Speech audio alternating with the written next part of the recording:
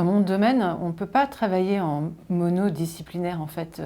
Pour comprendre comment la planète fonctionne, on est obligé d'agréger des connaissances qui touchent à différents domaines scientifiques. La physique, la dynamique des fluides, la thermodynamique, la biogéochimie, la biologie, la chimie donc. Également l'économie, du droit, parce qu'il faut aussi faire intervenir le comportement des sociétés humaines. Et donc on a l'habitude, enfin de plus en plus dans mon domaine, de travailler vraiment à l'interface entre disciplines, et sinon on ne peut pas vraiment progresser. Je dirais que tous les signaux sont dans le rouge, il n'y a pas un signal qui est plus inquiétant que l'autre. Le signal qu'on arrive vraiment bien à mesurer, c'est l'augmentation de la température, là il n'y a vraiment aucune ambiguïté. La surface de l'océan s'est réchauffée d'1 degré. Ce réchauffement, on le sent, qui a pénétré, on le mesure jusqu'à 1000 mètres de profondeur, donc il a pénétré à l'intérieur de l'océan. Ça a généré des effets en cascade. La perte d'oxygène par l'océan, c'est aussi quelque chose qu'on a été capable de mesurer. On a mesuré l'acidification de l'eau qui est liée au fait qu'il a emmagasiné 1/4 de nos émissions de gaz à effet de serre. Et ce CO2 est un acide qui a conduit à l'acidification de l'eau. Et puis, évidemment, la fonte des glaces, ça c'est également quelque chose qu'on mesure. L'étendue de la glace en hiver en Arctique a été diminuée de moitié. Donc la fonte des glaces, combinée à l'augmentation de température qui génère une dilatation des eaux, ça a contribué à l'élévation du niveau de la mer de 23 cm depuis le début du XXe siècle. Donc tout ça, ce sont des signaux vraiment qu'on mesure de manière très nette. Aujourd'hui, on a énormément de données qui arrivent. Ces données, il faut les traiter, c'est des térabytes de données. On génère aussi énormément de données avec des calculs numériques, donc il faut savoir gérer tout ça. L'intelligence artificielle, ce sont des choses qu'on utilise de plus en plus.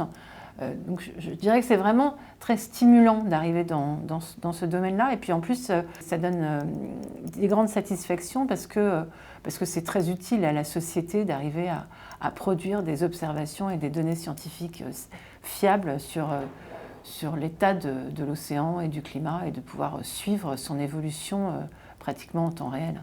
Si on vous dit on jette du plastique dans l'océan ou l'eau se réchauffe, ok, et alors quoi?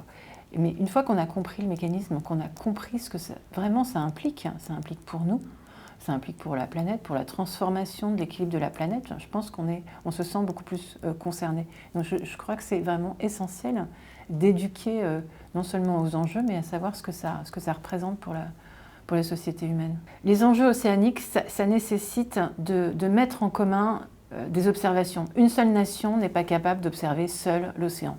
Et donc de toute façon, ça doit se faire de manière conjointe, et c'est ce qu'on essaye de faire. Les grands programmes d'observation de l'océan, ce sont des bases de données qui sont libres et partagées. Et ça, c'est vraiment important. Cette notion de science ouverte, elle est essentielle pour l'océanographie.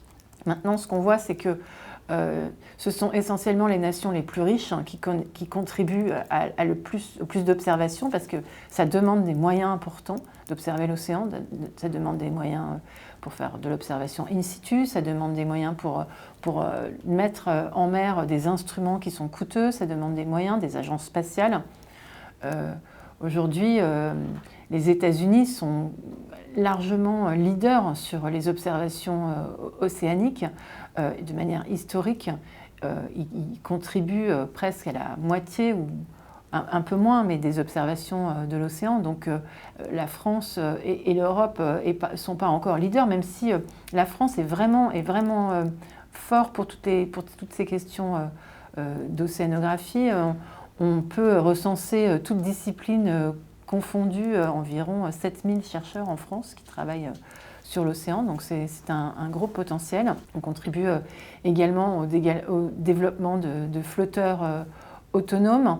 On a une agence spatiale, le CNES, qui est très présente sur l'océanographie. Donc on a contribué au développement de plusieurs satellites d'observation de l'océan à l'échelle française et à l'échelle européenne avec l'Agence spatiale européenne. On travaille beaucoup avec des pays comme comme l'Allemagne, le Royaume-Uni, l'Italie, l'Espagne. Donc effectivement, il y a une belle dynamique européenne qui est permise également par toutes les subventions européennes. C'est un gros plus. Il ne faut pas oublier non plus qu'il y a beaucoup d'océanographie en Asie. Le Japon, la Chine, l'Inde, ce sont des pays qui sont très présents dans la recherche océanographique. Et puis évidemment l'Australie, la Nouvelle-Zélande. Sans oublier les pays du Sud qui, malgré tout, sont aussi les pays en développement, qui sont aussi actifs. Je pense notamment à l'Afrique du Sud, qui est un grand pays d'océanographie, le Sénégal, le Pérou, qui sont des endroits dans lesquels j'ai eu la chance de collaborer. C'est que je travaille pour l'Institut de recherche pour le développement, et donc une de nos missions, c'est justement de travailler en coopération avec les pays du Sud pour faire ce qu'on appelle de la science de la durabilité, où on va essayer de répondre aux enjeux locaux et puis participer au développement de capacités sur place pour répondre à ces enjeux. Parce que ce sont vraiment ces pays-là, les pays de la bande équatoriale, qui sont les premiers à subir les conséquences de la dégradation de l'océan. Le CNRS et l'IRD, par exemple, qui sont les deux instituts pour lesquels je travaille, puisque je suis chercheuse au CNRS et conseillère océan pour l'IRD, ont mis en place une politique très ferme de partage et d'ouverture de données. Donc je pense que c'est comme ça qu'il faut le faire. Et puis il faut signer des accords multilatéraux entre organismes de recherche pour s'imposer cette discipline. Chez nous, enfin, franchement, en océanographie, encore une fois, on ne peut pas avancer sans partage de données. Parce que si vous voulez, ce qui va se passer sur un littoral dépend de ce qui va se passer dans un autre littoral. Il n'y a pas de frontière dans l'océan. Un événement de pollution dans un pays, ça va tout de suite envahir les côtes des autres pays. Donc si vous n'avez pas accès aux données des pays limitrophes, jamais vous pourrez comprendre d'où vient votre pollution et son intensité et comment la suivre. Donc c'est vraiment essentiel dans nos domaines que les données soient partagées.